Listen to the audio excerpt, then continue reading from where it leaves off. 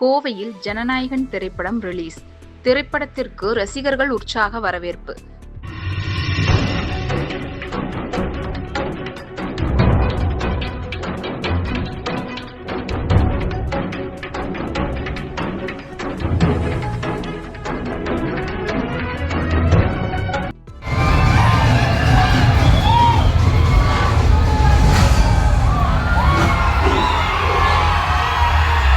கோவை திரையரங்கில் திருவிழா கோலம்.